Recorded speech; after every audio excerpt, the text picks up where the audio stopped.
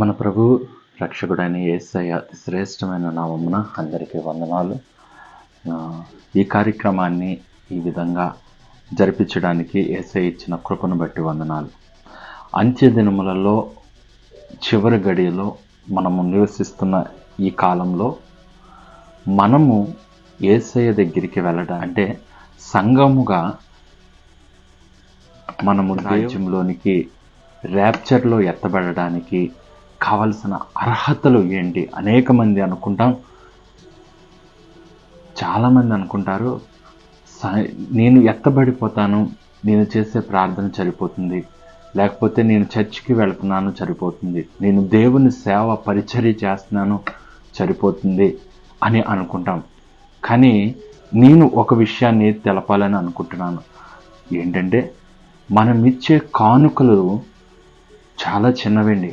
ఎందుకనంటే ఈ లోకంలో అనేకులు, నాకు తెలిసి అనేకమైన హైందవ కుటుంబంలో ఉన్నవారు దేవుని చర్చిలు కట్టడానికి కొన్ని లక్షల రూపాయలని విరాళంగా ఇస్తున్నారు.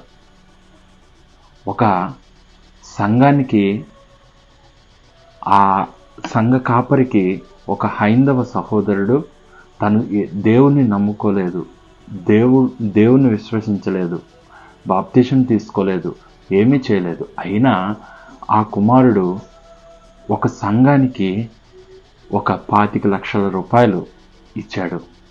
అయితే దేవుని రాజ్యాన్ని స్వతంత్రించుకున్నట్టేనా? కాదు కదా. ఇప్పుడు మనం అనేకమైన క్రైస్తవ గీతాలను వింటున్నాం, అనేకమైన క్రైస్తవ సంగీతాలను వింటున్నాం. ఎంతోమంది, కొంతమంది వాళ్ళ దగ్గర ఉన్న స్తోమతను బట్టి, వారికి ఉన్న పలుకుబడిని బట్టి, లేకపోతే వాళ్ళ కుతూహలాన్ని బట్టి వాళ్ళు ఒక క్రైస్తవ గీతాన్ని రచించి దాన్ని వీడియోస్ చేసి పబ్లిష్ చేస్తున్నారు. అంటే నేను అనే మాట ఏంటంటే, ఒక క్రైస్తవ గీతాన్ని పాడే వ్యక్తి చాలామంది హైందవ సహోదరులే. అయితే వాళ్ళు క్రైస్తవ గీతాన్ని చాలా చక్కగా ఆలపిస్తున్నారు. అంటే ఆ పాట పాడినంత మాత్రాన వాళ్ళు దేవుని రాజ్యాన్ని స్వతంత్రించుకుంటారా? ఒకసారి ఆలోచించండి. దేవుడు ఏం కోరుకుంటున్నాడు? మన క్రియలను కోరుకుంటున్నాడు. ఒక్కసారి ఇచ్చేవి కాదు ఆ క్రియ అనేది. చాలామంది సేవకులు సేవ చేస్తున్నారు, కానీ సేవ ప్రతిఫలాన్ని ఆశించి సేవ చేస్తున్నారు. అందరూ కాదు, కొంతమంది. చాలామంది దేవుని పరిచర్య అని పేరు చెప్పి పాటలు పాడుతూ ఉంటారు, మ్యూజిక్ వాయిస్తారు, లేకపోతే ఆర్కెస్ట్రాలో ఉంటారు, ఇంకొక మాట చెప్పాలంటే కొయర్ టీమ్గా కూడా ఉంటారు. వీళ్ళందరూ దేవుని పని చేస్తున్నారు. అయితే దేవుని రాజ్యానికి వెళ్ళిపోతారా? ఒకసారి ఆలోచించండి. ఇప్పుడు నేను మిమ్మల్ని అడుగుతున్నాను, మీరు ప్రతి ఆదివారం చర్చికి వెళ్తున్నారు, ప్రతిరోజు మీరు దేవుని ఆలోచనతో బ్రతుకుతున్నారు, దేవుని సేవా పరిచర్య కోసం ఆలోచిస్తున్నారు. అయితే మీరు దేవుని రాజ్యానికి వెళతారని మీరు అనుకుంటున్నారా? దేవుడు చెప్తున్నాడు, నీ హృదయం అనే ఆలయాన్ని నువ్వు సక్రమంగా నిర్వహించినప్పుడు దేవుడు నువ్వు ఈ లోకంలో చేసే ఏ పనిని కూడా ఆయన లక్ష్య పెట్టడండి. మొదటగా మనము దేవుని యొక్క చిత్తాన్ని తెలుసుకొని జీవించాలి. దేవుని పట్ల ఉన్న మనకి ఆలోచనను మనము సక్రమంగా నెరవేర్చాలి. దేవునికి మహిమ కలుగును గాక. అంచె దినాల్లో ఉన్నాం, మనం చివరి గడియలో ఉన్నాం. ఎవరి కోసం మనం బ్రతుకుతున్నాం? ఈ లోకం మెప్పు కోసం బ్రతుకుతున్నామా, లేకపోతే దేవుని రాజ్యం కోసం బ్రతుకుతున్నామా? దేవుడు సెలవిస్తున్నాడు. రోమీలకు రాసిన పత్రిక 8వ అధ్యాయము 5వ వచనంలో ఈ విధంగా రాయబడి ఉంది, శరీరానుసారులు శరీర విషయముల మీద మనసునుంతురు, ఆత్మానుసారులు ఆత్మ విషయముల మీద మనసును పెడతారంట. శరీరానుసారులు శరీరమైన విషయాల మీద మనసు పెడతారు. మేము కానుకలు ఇస్తున్నాం, మేము ప్రతి ఆదివారం చర్చికి వెళ్తున్నాం, మేము మీటింగ్స్ పెడుతున్నాం, మేము మీటింగ్స్లో అనేక మంది జనాలను గ్యాదర్ చేస్తున్నాం, దేవుని పరిచర్య మేము నిర్విఘ్నంగా మేము కొనసాగిస్తున్నాం అని నమ్ముతారు. మరి శరీర విషయాల్లో వాళ్ళ దృష్టి పెట్టకూడదు కదా. ఆత్మానుసారమైన మనస్సు కలిగి ఉండాలి. దేవుని పరిచర్య, దేవుడు ఉన్న కాలంలో మరి దేవుని పరిచర్య జరిగేటప్పుడు అనేక వేల మంది ఆయన దగ్గరికి వచ్చినప్పుడు సౌండ్ బాక్సులు ఉన్నాయా? అన్ని వేల మంది మారుతున్నారు కదా. అపోస్తులు కాలంలో మరి వాళ్ళకి స్పీకర్స్ ఉన్నాయా? పెద్ద పెద్ద బాక్సులు ఉన్నాయా? లేవు కదా. అయినా సరే వాళ్ళ పరిచర్యని దేవుడు దీవించాడు. పరిచర్య అంటే మనం పెట్టే సౌండ్ కాదు, మనం ఇచ్చే కానుక కాదు, మనం చేసే పని కాదు. పరిచర్య అనేది హృదయాంతరంగం నుండి రావాలి, మన ఆత్మీయ స్థితి నుండి రావాలి. దేవునికి మహిమ కలుగును గాక. నేను ఎందుకు చెప్తున్నాను ఈ మాటలు ఒక్కసారి అర్థం చేసుకోండి. ప్రతి ఒక్కరూ దీన్ని మనసులో పెట్టుకోండి.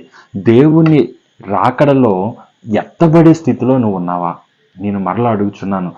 దేవుడు వచ్చినప్పుడు నువ్వు రావడానికి నీకున్న అర్హత ఏంటి అని అడిగినప్పుడు నువ్వేం సమాధానం చెప్తావు? దేవుడు వచ్చి దా నా ప్రియ కుమారుడా కుమార్తె అని నిన్ను అడిగినప్పుడు నువ్వు దేవునికి ఏమి సమాధానం చెప్తావు?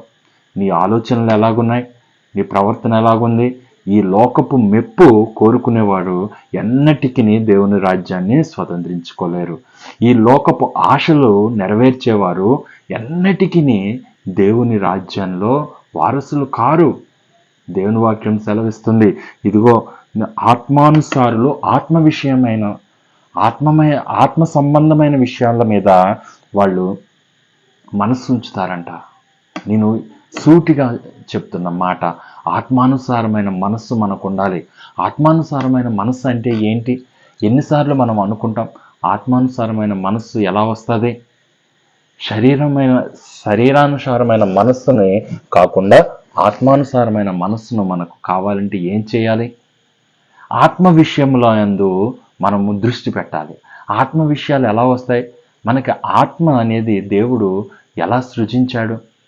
ఆయన చిత్తానుసారంగా జీవించాలి. ఏంటి ఆ చిత్తము?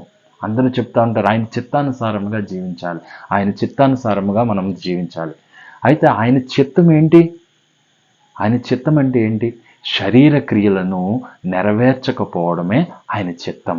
దేవునికి మహిమ కలుగును గాక.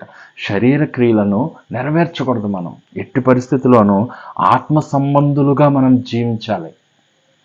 ఇక్కడ దేవుని రోమాపత్రిక 8వ అధ్యాయం అంతా చూసినట్లయితే అక్కడ ప్రతి అక్షరాల దగ్గర ఆత్మ అను మాట పెద్ద అక్షరాల్లో రాసిపెట్టి ఉంటుంది. మీరు మరలా చదివినప్పుడు దాన్ని చూడండి. ఏం చెప్తున్నాడు దేవుడు అంటే, ఆత్మ శరీరము ఆత్మనకు విరోధంగా వ్యవహరిస్తుందంట. మరి ఆత్మానుసారంగా జీవిస్తే నీ శరీరంకి నువ్వు సుఖం పెట్టకూడదు కదా. దేవుడు సెలవిస్తున్నాడు. ప్రియ బిడ్డ, సంఘస్థులారా వినండి. దేవుడు చెప్తున్నాడు ఆత్మానుసారంగా జీవించాలి. ఆత్మానుసారంగా జీవించాలంటే నీలో నిరీక్షణ ఉండాలి. ఆ నిరీక్షణ ఎలా వస్తుంది? యేసయ్య గూర్చిన నిరీక్షణ కావాలి. యేసయ్యను గూర్చిన నిరీక్షణ నీకు కావాలంటే ఎలాగా? ఒకసారి ఆలోచించు. ఆయన నిరీక్షణ నీకు ఎలా వస్తుంది? నిరీక్షణ అంటే విశ్వాసము. విశ్వాసం ఎలా వస్తుంది? విశ్వాసం అన్నది నిరీక్షించు అని నిజ స్వరూపమును పోలి ఉన్నది అన్న మాట మనందరికీ తెలుసు. అయితే ఈ విశ్వాసం ఎలా వస్తుంది? ఇదే దేవుని వాక్యం సెలవిస్తుంది. విశ్వాసం అనేది వినుట వలన విశ్వాసం కలుగుతుందంట. దేవునికి స్తోత్రం. అయితే వినుట వలన మనకి విశ్వాసము కలుగుతుంది. ఆ వినుట క్రీస్తును గూర్చిన మాట వలన కలుగుతుంది. మనము దేవుని వాక్యాన్ని వినాలి, దేవుని వాక్యాన్ని పఠించాలి, దేవుని యొక్క మర్మాలను చూడాలి. దేవుడు సెలవిస్తున్నాడు, అనేకమైన మాటల ద్వారా దేవుడు మనల్ని హెచ్చరిస్తున్నాడు. ఆత్మానుసారముగా మనం జీవించాలి. చూడండి, గలతీయులకు రాసిన పత్రిక 5వ అధ్యాయము 16వ వచనము. నేను చెప్పినదేమనగా ఆత్మానుసారముగా నడుచుకొనుడి, అప్పుడు మీరు శరీరేచ్ఛను నెరవేర్చరు. ఆత్మానుసారంగా జీవిస్తేనే కానీ మనం శరీరాన్ని జయించలేం. ఆత్మానుసారంగా జీవించాలనే పట్టుదల రావాలి. మనందరము చేస్తున్న తప్పు ఏంటో తెలుసా? తండ్రి, నేను ఆత్మానుసారంగా జీవించాలయ్యా, అట్టి కృపను నాకు అనుగ్రహించు. నేను మరలా చెప్తున్నాను, మనం చేసే ప్రార్థన, తండ్రి నేను ఆత్మానుసారంగా జీవించాలి, అట్టి కృపను నాకు అనుగ్రహించు. ఏంటి, దేవుడు మనకిచ్చిన ప్రశ్నని దేవునికే మనం ప్రశ్నిస్తున్నాం, ఆయనకే వదిలేస్తున్నాం. ఆత్మానుసారంగా జీవించమని దేవుడు మనకు సెలవిచ్చాడు. అయితే మనం ఏం చేస్తున్నామంటే తిరిగి దేవునికే, తండ్రి అలా జీవించే కృపను అనుగ్రహింపచేయి అని అడుగుతున్నాం. ఒక ఉదాహరణ చెప్తాను. ఒక కుర్రవాడు కింద ఆడుకుంటున్నాడు, చిన్న బాలుడు కింద ఆడుకుంటున్నాడు. ఆడి ఎదురుగుండా ఒక కత్తి ఉంది. ఆ కత్తిని మనం ఆ బాలుడితో చెప్పాం, బాలుడా, ఏ బిడ్డ, నువ్వు ఆ కత్తి తీయకు, ఆ కత్తి తీయకు, అది మంచిది కాదు అని చెప్పినప్పుడు ఆ బిడ్డ మళ్ళీ మనతో చెప్పాడు, ఏమని తెలుసా, నేను తీయకుండా ఉండేలా నువ్వే చూడు అని. అంటే దానికి అర్థమేముంది? ఇంకొక మాట చెప్పాలా అంటే, కత్తిని మన దగ్గర మనమే దేవుడే తీసేయాలా? అది కరెక్ట్ కాదు కదా. దేవుడు మంచి చెడులు తెలుగునిచ్చు ప్రతి దానిని నీకే అప్పచెప్పాడు. నువ్వు బాలుడువా? నీకు తెలీదా? నువ్వు చిన్నపిల్లవాడువా? నువ్వు ఎంతకాలం నుండి చర్చికి వెళ్తున్నావు? ఇంకనూ నువ్వు దేవుడిని అడిగే ప్రశ్నదా, నేను బాలుడిని, నా దగ్గర నుండి అది తీసేయి? అది మంచిది కాదు కదా. నీ దేవుడు నీతో సూటిగా చెప్తున్నాడు, ఆత్మ విషయాలని నీవే చేయాలి, శరీరేచ్ఛల్ని నువ్వే మానుకోవాలి. శరీరం ఏమి కోరుకుంటుంది? నా ప్రాణమా, తినుము, తాగుము, సుఖించుము. ఇదే కదా శరీరం కోరుకుంటుంది. నన్ను గొప్ప చేయాలి, నలుగురు నన్ను పొగడాలి, నలుగురిలో నేను కనబడాలి, నలుగురితో పాటు నేను గొప్పగా జీవించాలి. ఇదే దేవుడు చంపేసుకోమంటున్నాడు. నువ్వు దీన మనసు కలిగి ఉండాలంట. దేవుని వాక్యం సెలవిస్తుంది. ఆత్మ శరీరమునకును, శరీరం ఆత్మనకును ఎప్పుడు ఎలా ఉంటుందంట? విరోధముగా ఉండదు. మరి ఈ ఆత్మ ఫలాలు అంటే మన ఆత్మీయంగా ఎలా జీవించాలి అంటే, ఆత్మ ఫలాలు మనకు తెలుసు, అందరికీ తెలుసు. ఇది గలతీయులకు రాసిన పత్రిక 5వ అధ్యాయము 22వ వచనం చూస్తే దేవుని వాక్యం సెలవిస్తుంది. గలతీయులకు రాసిన పత్రిక 5వ అధ్యాయము 22వ వచనము. అయితే ఆత్మఫలమేమనగా ప్రేమ, సంతోషము, సమాధానము, దీర్ఘశాంతము, దయాళత్వము, మంచితనము, విశ్వాసము, సాత్వికము, ఆశానిగ్రహము. ఇందులో క్రైస్తవుడుగా నేను ఎక్కువ పడిపోయేది ఏంటి తెలుసా? ఎక్కువ ఆశానిగ్రహం దగ్గర పడిపోతాం. దీన్ని జయించాలి. ఇప్పుడు దేవుడు వచ్చి నీ ఆత్మఫలాలు ఏంటి అని అడిగితే ఏం సమాధానం చెప్తావు? ఒకటే, నేను మరలా అడుగుతున్నాను, దేవుడు నీ దగ్గరికి వచ్చి నీ ఆత్మఫలాలు ఏంటి అని అడిగితే నువ్వేం సమాధానం చెప్తావు? తండ్రి, నాలో ప్రేమ ఉందయ్యా అని చెప్పగలవా? దేవుని కన్నా గొప్పగా ప్రేమించగలవా? లేకపోతే నీ తల్లిదండ్రుల కంటే గొప్పగా నువ్వు ప్రేమించగలవా? దేవుణ్ణి వాక్యం సెలవిస్తుంది, అంతటి ప్రేమ నీలో ఉందా? సంతోషము, బాధ కలిగిన, దుఃఖము కలిగిన నువ్వు సంతోషంగా ఉండగలుగుతున్నావా? సంతోషం, ఎల్లప్పుడూ సంతోషించాలంట. అపోస్తలుడైన పౌలు అనేకమైన హింసలు, బాధలు అనుభవించినా మేము సంతోషించుచున్నామనే మాట చెప్తున్నాను. మరి ఆ విధమైన సంతోషమైన ఫలము నీ దగ్గర ఉందా? చూడండి, సమాధానం అనే ఫలము నీ దగ్గర ఉందా? ఇవి లేకపోతే నువ్వు పరలోక రాజ్యానికి చేరవు. సమాధానం, ఎవరైనా వచ్చి నేను హేళన చేసినప్పుడు నువ్వు సమాధానం పడగలుగుతున్నావా?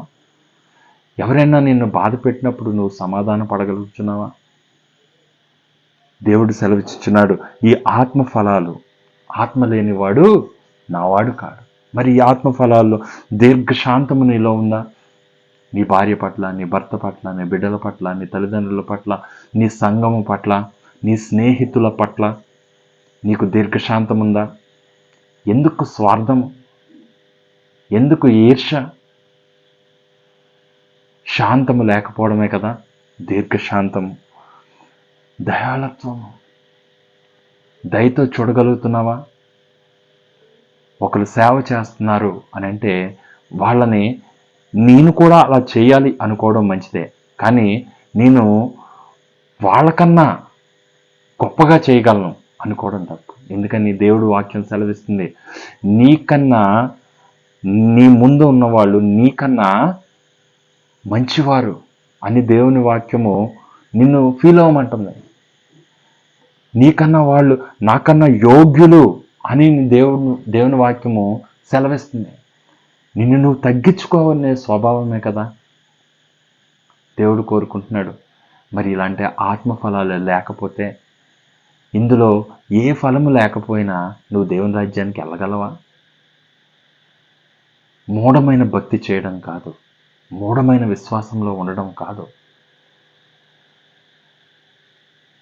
ఏది ఎలా జరుగుతుంది, లోకంలో ఏం జరుగుతుంది, ఎందుకు ఈ మాట చెప్తున్నాను? దేవుని వాక్యము నిరర్ధకం కాదు. అతి త్వరలో యేసయ్య రాబోతున్నాడమ్మా. అతి త్వరలో యేసయ్య మనల్ని తీసుకువెళ్ళిపోతాడు. మరి తీసుకువెళ్ళడానికి సిద్ధపడాలి కదా. దేవుని వాక్యం సెలవిస్తుంది కదా, నువ్వు సిద్ధపడు. చూడండి, దేవుని వాక్యంలో ఒక మాట ఉంటుంది, వివాహానికి చాలామందిని పిలిస్తే రాలేదంట, మిగతా వాళ్ళని రమ్మంటే వాళ్ళందరూ వచ్చారంట. వచ్చినప్పుడు అక్కడ దేవుడు అంటున్నాడు, ఈయన వస్త్రములు బాగోలేవు. ఏమి లేవు? రావడానికైతే వచ్చారు, కానీ ఆయన దగ్గర ఏమి బాగోలేవు? వస్త్రములు బాగోలేవు. వస్త్రం మన జీవితం, మన జీవిత స్వభావం. మన జీవిత స్వభావం బాగోలేకపోతే ఏమీ చేయాలి? నేను మరలా చెప్తున్నాను, ఖచ్చితమైన జీవితాన్ని జీవించాలి. ఖచ్చితమైన స్వభావంతో మనం ఉండాలి. ఇంకా చెప్పుకుంటూ పోతే చాలా ఉన్నాయి. నేను ఒక్కోటి నేను చెప్పడానికి ప్రయత్నం చేస్తాను. తర్వాత వీడియోలో ఇంకొక మెట్టుని నేర్చుకుందాం. చివరిగా ఒక మాట చెప్తాను. 1 కొరింథీయులకు రాసిన పత్రిక 2వ అధ్యాయం 14వ వచనం. ప్రకృతి సంబంధమైన మనుషుడు దేవుని ఆత్మ విషయములను అంగీకరింపడు. మరలా చెప్తున్నాను చూడండి, ప్రకృతి సంబంధి అయిన మనుషుడు దేవుని ఆత్మ విషయములను అంగీకరింపడు, అవి అతనికి వెర్రితనముగా ఉన్నవి. ఇప్పుడు నేను చెప్పే మాట, అయ్యా పెద్ద ఏం కాదులే, మేము చేసే భక్తి మాకు తెలీదా? పట్టించుకోరంట. ఈ దేవుని వాక్యం చెప్తుంది, ప్రకృతి సంబంధమైన మనుషుడు దేవుని ఆత్మ విషయములను అంగీకరించడు. ఇప్పుడు నేను ఈ మాట చెప్తున్నా, చాలామంది మీ సొంత ఆలోచనలు ఆలోచించుకుంటున్నారు. మీ సొంత ఆలోచన శక్తి విధానంలోనే మీరు ఉంటున్నారు. అందుకే దేవుడు ఖచ్చితంగా చెప్తున్నాడు, ప్రకృతి సంబంధి అయిన మనుషుడు అంటే ఈ లోక సంబంధి దేవుని ఆత్మ విషయములను అంగీకరించడు. ఇప్పుడు నేను చెప్పి చిన్నవే కదా అనుకుంటున్నాం, కానీ నువ్వు ఆ మెట్లు ఎక్కేవా లేదా? అసలు మొదటి మెట్టు ఎక్కనిదే నువ్వు రెండో మెట్టు ఎలాగ ఎక్కగలవు? నువ్వు మొదటి అంతస్తుకు వెళ్ళనిదే రెండో అంతస్తుకు ఎలాగ వెళ్ళగలవు? అలాంటిది మేఘముల మీద ఉన్న యేసయ్యను చేరుకోవాలంటే నువ్వు ఇది దాటాలి కదా, ఇది నువ్వు సాధించాలి కదా. ప్రియ కుమారుడా, కుమార్తె, నీకు ఒక మాట చెప్తున్నాను. యేసయ్య వచ్చినప్పుడు అడిగే ప్రశ్న నువ్వు మర్చిపోతున్నావు. నువ్వు చాలా తేలిగ్గా తీసుకుంటున్నావు. ప్రేమ, సంతోషము, సమాధానము, దీర్ఘశాంతము, దయాళత్వము, ఆశానిగ్రహము, ఇవి నీలో ఏవి? ఒకసారి ఆలోచించు. నేను దేవుని సేవ చేస్తాను, చెయ్యి, కాదనట్లేదు. ఇవి లేనిదే క్రియలు లేని విశ్వాసము. నువ్వు విశ్వసిస్తున్నావు, దేవునికి నేను పరిచర్య చేస్తున్నానని విశ్వసిస్తున్నావు, కానీ నీలో ఏముండాలి? క్రియలు ఉండాలి కదా. ఖచ్చితంగా దేవుడు అడుగుతాడు, ప్రియ కుమారుడా, కుమార్తె, ఇదిగో నేను వెళ్ళడానికి నేను ఇష్టపడుతున్నాను, మరి నువ్వు రావడానికి ఇష్టపడుతున్నావా? నా దేవుని రాజ్యానికి నేను వెళ్ళడానికి, నేను దేవుని పక్షాన నేను మా సంఘము వెళ్ళడానికి మేము సిద్ధంగా ఉంటున్నాం. మరి నువ్వు రావడానికి నువ్వు సిద్ధమేనా? ప్రతి విషయంలోనూ చూసుకో. ఒకవేళ ఇవి లేకపోతే, ఇదిగో నీ కొరకు నేను దేవుని బిడ్డగా నీ కొరకు చిన్న ప్రార్థన చేస్తాను. ఏకీభవిస్తావా? ఈ క్షణము నుండి ఇందులో ఉన్న ప్రతిదీ ఉదయం లేచింది మొదలు ఇవి నీకు గుర్తుండాలి. నువ్వు టిఫిన్ తినేటప్పుడు ఇవి నీకు గుర్తుండాలి. నువ్వు మధ్యాహ్నం భోజనం చేసినప్పుడు ఇవి నీకు గుర్తుండాలి. ఇది నీకు రాత్రి పడుకునేటప్పుడు ఇవి నీకు గుర్తుండాలి.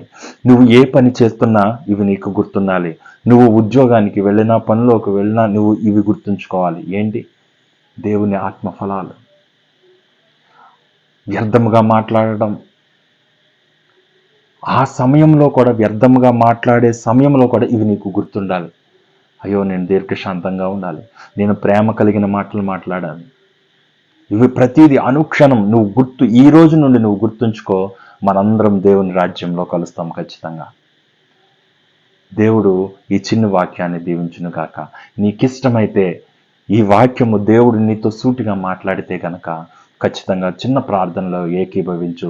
దేవుడు నీ జీవితంలో గొప్ప కార్యాలు చేస్తాడు. దేవుడు ఆయన రాజ్యంలో నీ పేరు, నా పేరు లిఖించడానికి సిద్ధంగా ఉన్నవాడు. మనందరి పేర్లు ఆయన జీవ గ్రంథంలో లిఖిస్తాడు. ప్రార్థనలో ఏకీభవిద్దామా?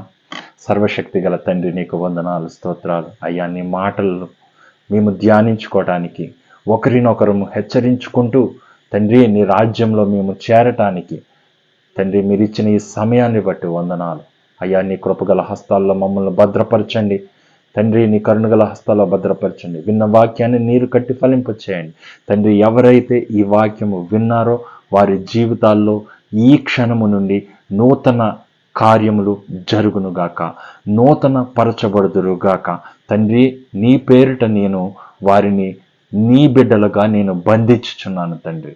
తండ్రి, నేను ఈ లోకంలో నీ పేరిట బంధించుచున్నాను, నీ సొత్తుగా బంధించుచున్నాను. వారి జీవితంలో కార్యములు జరుగునుగాక తండ్రి. వారి జీవితము ఫలభరితముగా మారునుగాక తండ్రి. నీ కృపలో వారు వర్ధిల్లుదురుగాక తండ్రి. మేమందరము నీ రాజ్యంలో కలుసుకుని పర్యంతరము నీ కాపుదల భద్రత మాపై ఉంచమని ఒక్కడు మా రక్షకుడైన యేసయ్య అతి శ్రేష్టమైన నామమున అడిగి వేడుకుంటున్నాను తండ్రి. ఆమేన్. అందరికీ వందనాలు. మీకు నచ్చితే, దేవుడు మీతో మాట్లాడితే ఈ వాక్యాన్ని అనేకులకు షేర్ చేయండి.